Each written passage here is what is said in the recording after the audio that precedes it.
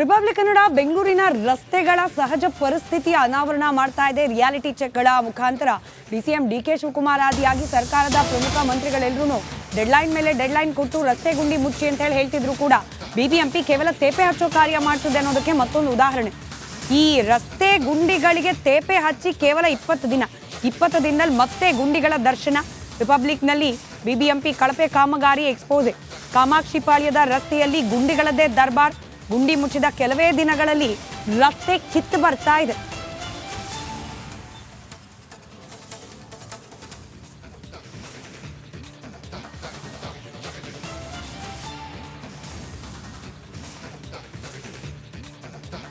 ಕಾಮಾಕ್ಷಿಪಾಳ್ಯದಲ್ಲಿದ್ದೇನೆ. ಯಾಕಂದ್ರೆ silicon city ಅರ್ಧ ಹೆಸರು ಹಾಳು ಮಾಡಿದ್ದೇ ಗುಂಡಿಗಳು. ಅದಕ್ಕೆ ಕಾರಣಕರ್ತರು ಬಿಬಿಎಂಪಿ ಅಧಿಕಾರಿಗಳು. ನೋಡಿ ಇಲ್ಲಿ ಕಾಮಾಕ್ಷಿಪಾಳ್ಯ ರಸ್ತೆ ಯಾವ ರೀತಿ ಇದು ಮೇನ್ ರಸ್ತೆ, ಇದು ಎಲ್ಲವೂ ಗುಂಡಿಮಯವಾಗಿದೆ. ಸಾಕಷ್ಟು ವಾಹನಗಳ ಸಂಚಾರ ಆಗುತ್ತೆ.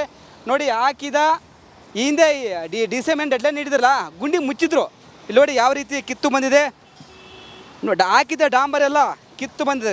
ಇಲ್ಲೆಲ್ಲ ಕಿತ್ತು ನೋಡಿ ಯಾವ ರೀತಿ ಕಿತ್ತುವಾಗಿದೆ ಎಂಬುದು.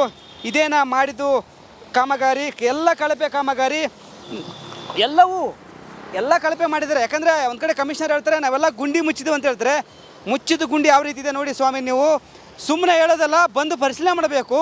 ನೀವು ಬರ್ತೀರಿ, ಆಫೀಸಿಗೆ ವಿಸಿಟ್ ಹೋಗ್ತೀರಿ, ಹೊರಗಡೆ ಬರಲ್ಲ, ನೋಡಲ್ಲ. ನಿಮ್ಮ ಅಧಿಕಾರಿಗಳು ಯಾವ ರೀತಿ ಕೆಲಸ ಮಾಡ್ತಾರೆ, ಬಿಬಿಎಂಪಿಯ ಇಂಜಿನಿಯರ್ಗಳು ಯಾವ ರೀತಿ ಕೆಲಸ ಮಾಡ್ತಾರೆ, ಗುತ್ತಿಗೆದಾರರು ಯಾವ ರೀತಿ ಕೆಲಸ ಮಾಡ್ತಾರೆ ನೋಡಿ. ಎಲ್ಲವೂ ಗುಂಡಿ ಬಿದ್ದಿದೆ. ಇನ್ನೊಂದು ತೋರಿಸಿ ನಿಮ್ಮ ದೃಶ್ಯ ಯಾವ ರೀತಿ ಇದೆ ಎಂಬುದು. ಅಲ್ಲಿ ನೋಡಿ, ಅಲ್ಲಿ ಚೇಂಬರ್ ಇದೆ, ಆಳವಾದ ಗುಂಡಿ ಬಿದ್ದಿದೆ. ದೃಷ್ಟಿ ಗೊಂಬೆ ಥರ ಏನೋ ಒಂದು ಕಟ್ಟಿಗೆ ಹಾಕಿದರೆ, ಕಲ್ಲು ಹಾಕಿದರೆ ನೋಡಿ, ಇವೆಲ್ಲ ಕಿತ್ತು ಬಂದಿದೆ. ನೋಡಿ ಯಾವ ರೀತಿ ಗುಂಡಿ ಮುಚ್ಚಿದ್ದಾರೆ. ಎಲ್ಲ ಡಾಂಬಾರ್ ಎಲ್ಲ ಕಿತ್ತು ಬಂದಿದೆ. ಇಲ್ಲಿ ನೋಡಿ ಯಾವ ರೀತಿ ತೋರಿಸ್ತೀನಿ ನಿಮಗೆ. ಈಗ ಅಂದರೆ ಕಿತ್ತು ಬರುತ್ತೆ. ಇದು ಹಾಕಿರುವ ಡಾಂಬಾರು ಗುಂಡಿ ಮುಚ್ಚಿದ ಬಿಬಿಎಂಪಿ ಅಧಿಕಾರಿಗಳು. ಮೊನ್ನೆ ಡಿಕೆ ಶಿವಕುಮಾರ್ ನೋಡಬೇಕಿದು ನಿಮ್ಮ ಅಧಿಕಾರಿಗಳು ಯಾವ ರೀತಿ ಗುಂಡಿ ಮುಚ್ಚಿದ್ದಾರೆ ಅಂದರೆ ಎಲ್ಲ ಕಿತ್ತು ಬರ್ತದೆ ನೋಡಿ. ಈಗ ಎಲ್ಲ ಕಿತ್ತು ಬರ್ತದೆ. ಇದನ್ನು ಮಾಡಿದ್ದು ಕಾಮಗಾರಿ, ಎಲ್ಲ ಕಳಪೆ ಕಾಮಗಾರಿ. ಮತ್ತೊಂದು ಕಡೆ ಅಲ್ಲಿ ನೋಡಿ ಯಾವ ರೀತಿ ಇದೆ ಎಂಬುದು. ತುಂಬ ಆಳವಾಗಿ ಗುಂಡಿ ಬಿದ್ದಿದೆ. ಅದು ಚೇಂಬರು. ಸಾಕಷ್ಟು ವಾಹನಗಳ ಸಂಚಾರ ಆಗುತ್ತೆ. ನೋಡ್ತಿರ್ಬೋದು, ಸಡನ್ನಾಗಿ ಇಲ್ಲಿ ಬಿದ್ದಿದ್ದಾರೆ, ಅಪಘಾತಗಳಾಗಿದ್ದಾವೆ. ಅಲ್ಲಿ ಸ್ಥಳೀಯರು ಇಲ್ಲೆಲ್ಲ ಕಟ್ಟಿಗೆ ಇಟ್ಟಿದ್ದಾರೆ, ಅಂದರೆ ದೃಷ್ಟಿಗೊಂಬೆ ಥರ ಇಟ್ಟಿದ್ದಾರೆ. ಯಾಕಂದರೆ ಇಲ್ಲಿ ಯಾರು ಡೇಂಜರ್ ಝೋನ್, ಇದು ಇಲ್ಲಿ ಯಾರು ಬರಬೇಡಿ, ಸ್ಪೀಡಾಗಿ ಬರಬೇಡಿ, ಇಲ್ಲಿ ಗುಂಡಿ ಇದೆ, ಬಿಬಿಎಂಪಿ ಅಧಿಕಾರಿಗಳು ಮುಚ್ಚಿಲ್ಲ ಅಂತೇನು ಒಂದು ಕಡೆ ಸ್ಥಳೀಯರು ದೃಷ್ಟಿಗೊಂಬೆ ಥರ ಈಗ ಕಟ್ಟಿಗೆ ಇಟ್ಟಿದ್ದಾರೆ, ಕಲ್ಲು ಇಟ್ಟಿದ್ದಾರೆ. ಒಂದು ಕಡೆ ನೋಡ್ತಿರ್ಬೋದು, ಇಲ್ಲಿ ಮಹಿಳಾ ಪ್ರಯಾಣಿಕರು ಸಾಕಷ್ಟು ಓಡಾಡ್ತಾರೆ. ಏನಾದರೂ ಸಡನ್ನಾಗಿ ಸ್ಕಿಡ್ ಆಗಿ ಬಿದ್ದರೆ ಜೀವ ಹೋಗ್ಬೋದು, ಕೈಕಾಲು ಮುರಿಬೋದು. ಹೀಗಾಗಿ ಸಂಬಂಧಪಟ್ಟ ಸಚಿವರು, ಸರ್ಕಾರ ಎಚ್ಚೆತ್ತುಕೊಳ್ಬೇಕು. ನಿಮ್ಮ ಅಧಿಕಾರಿಗಳು ಏನು ಕೆಲಸ ಮಾಡಲಿಕ್ಕೆ ಗೊತ್ತಾಗುತ್ತೆ, ಮಾಡಿದ್ದ ಕೆಲಸ ಯಾವ ರೀತಿ ನೋಡಿದ್ರೆ ಗೊತ್ತಾಗುತ್ತೆ. ಎಲ್ಲವೂ ಹಾಕಿದ ಡಾಂಬಾರು, ಗುಂಡಿಗೆ ಹಾಕಿದ ಡಾಂಬರ್ ಕಿತ್ತು ಬಂದಿದೆ, ಎಲ್ಲ ಕಳಪೆ ಆಗಿದೆ, ರಸ್ತೆ ಎಲ್ಲ ಗುಂಡಿಮಯವಾಗಿದೆ. ಕ್ಯಾಮ್ರಾ ಪರ್ಸನ್ ಮಂಜು ಜೊತೆ ವೀರೇಶ್, ರಿಪಬ್ಲಿಕ್.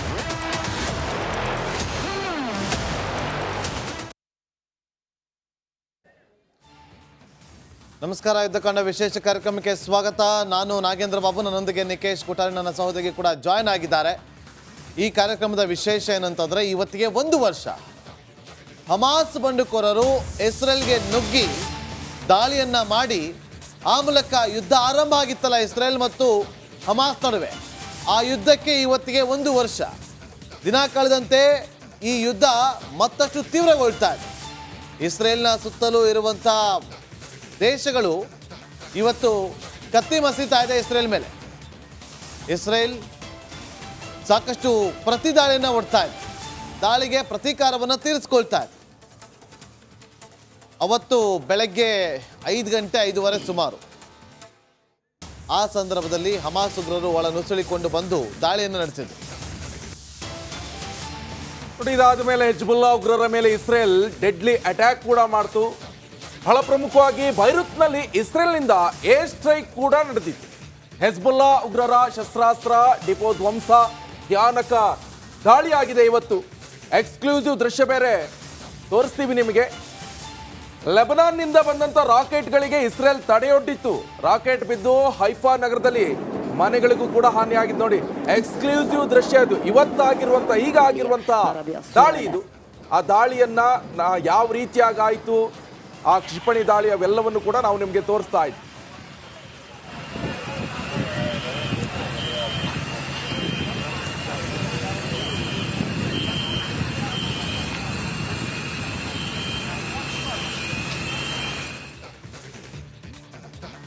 ನೋಡಿ, ಅವತ್ತು ಅಂದರೆ ಇವತ್ತಿಗೆ 1 ವರ್ಷದ ಹಿಂದೆ ಇಸ್ರೇಲ್ನ ಇತಿಹಾಸದಲ್ಲಿ ಅತ್ಯಂತ ಭೀಕರ ಭಯಾನಕ ದಾಳಿಯಾಗಿತ್ತು.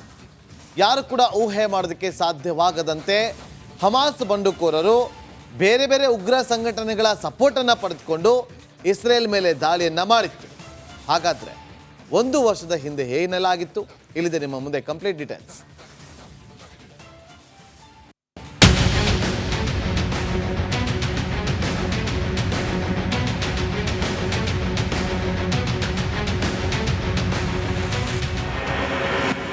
ಇಸ್ರೇಲ್ ಮೇಲೆ ಹಮಾಸ್ ದಾಳಿಗೆ 1 ವರ್ಷ. ಗಾಜಾ ಪಟ್ಟಿಯಲ್ಲಿ ಯಹೂದಿಗಳ ರಣಾರ್ಭಟ.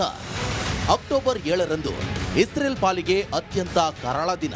ಇಡೀ ಜಗತ್ತನ್ನೇ ಬೆಚ್ಚಿ ಬೀಳಿಸಿದ ಭಯೋತ್ಪಾದಕ ಕೃತ್ಯದ ದಿನ.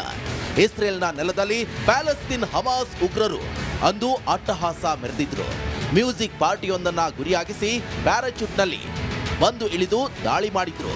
106 ಮಂದಿಯ ಮಾರಣಹೋಮ ಮಾಡಿದ್ದಾರೆ.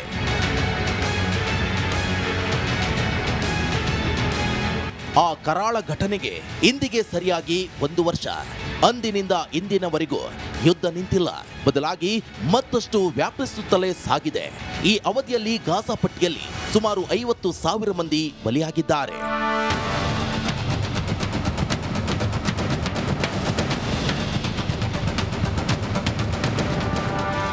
ಹಮಾಸ್ ನಡೆಸಿದ ಭಯೋತ್ಪಾದಕ ದಾಳಿಯಿಂದ ಇಸ್ರೇಲ್ ತತ್ತರಿಸಿತ್ತು. ಪ್ರತೀಕಾರಕ್ಕಾಗಿ ಹಮಾಸ್ ಮೇಲೆ ಇಸ್ರೇಲ್ ಯುದ್ಧ ಸಾರಿತ್ತು. ಇಸ್ರೇಲ್ ವೆಸ್ಟ್ ಬ್ಯಾಂಕ್ ಹಾಗೂ ಗಾಜಾ ಪಟ್ಟಿಯನ್ನ ಒಳಗೊಂಡಿರುವಂತಹ ಮುಸ್ಲಿಂ ಪ್ಯಾಲೆಸ್ತೀನ್ ರಾಷ್ಟ್ರ ಸ್ಥಾಪನೆಗೆ ಹಮಾಸ್ ಮುಂದಾಗಿದೆ. ಆದರೆ ವಿವಾದಿತ ಗಾಜಾ ಪಟ್ಟಿ ತನ್ನದು ಅಂತ ಇಸ್ರೇಲ್ ಮೊದಲಿನಿಂದಲೂ ಹೇಳುತ್ತಲೇ ಬಂದಿದೆ. ಆದರೆ ಪ್ಯಾಲೆಸ್ತೀನ್ ತನ್ನದು ಅಂತ ಹೇಳ್ತಿರೋದೇ ಜಟಾಪಟಿಗೆ ಕಾರಣವಾಗಿದೆ. ಇಸ್ರೇಲ್ ಪ್ಯಾಲೆಸ್ತೀನ್ ಸಂಘರ್ಷದ ಮೂಲವೇನು? ಇಸ್ರೇಲ್ ಪ್ಯಾಲೆಸ್ತೀನ್ ಪ್ರದೇಶ 1900ರ ಸಮಯದಲ್ಲಿ ಒಟ್ಟೋಮನ್ ಸಾಮ್ರಾಜ್ಯದ ಆಳ್ವಿಕೆಯಲ್ಲಿತ್ತು. ಮೊದಲನೆಯ ಮಹಾಯುದ್ಧದ ನಂತರ ಈ ಸಾಮ್ರಾಜ್ಯವು ಪತನ ಹೊಂದಿ ಆ ಪ್ರದೇಶವನ್ನ ಬ್ರಿಟನ್ ತನ್ನ ಹಿಡಿತಕ್ಕೆ ತೆಗೆದುಕೊಂಡಿತ್ತು. ಆಗ ಅಲ್ಲಿ ಮುಸ್ಲಿಮರು ಬಹುಸಂಖ್ಯಾತರಾಗಿದ್ದು, ಇದರ ಜನಾಂಗೀಯ ಗುಂಪುಗಳೊಂದಿಗೆ ಯಹೂದಿಗಳು ಅಲ್ಪಸಂಖ್ಯಾತರಾಗಿದ್ರು. ಆದರೆ ಯಹೂದಿಗಳು ಪ್ಯಾಲೆಸ್ತೀನ್ನ ಆಯಕಟ್ಟಿನ ಜಾಗಗಳಿಗೆ ವಲಸೆ ಹೋಗಲು ಶುರು ಮಾಡಿದಾಗ ಉದ್ವಿಗ್ನತೆ ಶುರುವಾಯಿತು. 1917ರಲ್ಲಿ ಬ್ರಿಟನ್ನ ವಿದೇಶಾಂಗ ಕಾರ್ಯದರ್ಶಿ ಆರ್ಥರ್ ಬಾಲ್ಫೋರ್ ಪ್ರಮುಖ ಯಹೂದಿ ವ್ಯಕ್ತಿ ಬ್ಯಾರನ್ ಲಿಯೋನೆಲ್ ವಾಲ್ಟರ್ ರಾಸಲ್ ಚೈಲ್ಡ್ಗೆ ಪತ್ರವನ್ನ ಬರೆದ್ರು. ಪ್ಯಾಲೆಸ್ಟೀನ್ನಲ್ಲಿ ಯಹೂದಿ ತಾಯ್ನಾಡಿನ ಸ್ಥಾಪನೆಗೆ ತಮ್ಮ ಬೆಂಬಲವನ್ನ ವ್ಯಕ್ತಪಡಿಸಿದ್ರು. ಈ ಪತ್ರವನ್ನ ಬಾಲ್ಚೋರ್ ಘೋಷಣೆ ಅಂತ ಕರೆಯಲಾಯಿತು. ಈ ಘೋಷಣೆಯನ್ನ ಪ್ಯಾಲೆಸ್ತೀನ್ಗಾಗಿ ಬ್ರಿಟಿಷ್ ಆದೇಶದಲ್ಲಿಯೂ ಸೇರಿಸಲಾಗಿತ್ತು. 1922ರಲ್ಲಿ ಲೀಗ್ ಆಫ್ ನೇಷನ್ಸ್ ಕೂಡ ಇದನ್ನ ಅನುಮೋದಿಸಿತ್ತು.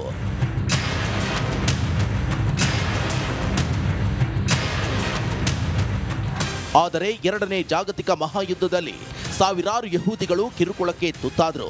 ಸಾಮೂಹಿಕ ಹತ್ಯಾಕಾಂಡ ಯಹೂದಿಗಳನ್ನ ಕಂಗೆಡಿಸಿತ್ತು. 1920 ಮತ್ತು 1940ರ ನಡುವೆ ಅನೇಕ ಯಹೂದಿಗಳು ಯುರೋಪ್ನಿಂದ ಪಲಾಯನ ಮಾಡಿ ಆಶ್ರಯ ಪಡೆಯಲು ಮತ್ತು ತಮ್ಮ ತಾಯ್ನಾಡನ್ನ ಸ್ಥಾಪಿಸಲು ಪ್ಯಾಲೆಸ್ತೀನ್ಗೆ ಬಂದರು.